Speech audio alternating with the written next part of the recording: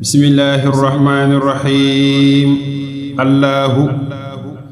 ila siwaaya wa li xayri jihati wajih azan wa liya tayyib jihati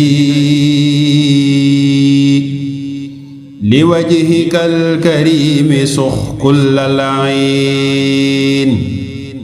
li xayri ma yadur naxwi ya muin laka xitaabi wa jacalta fitri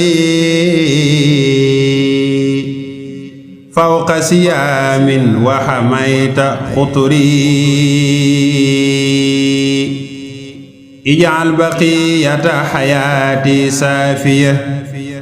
min kadarin waj'al kalaami shaafiya hadaytani sunniya ma ayaale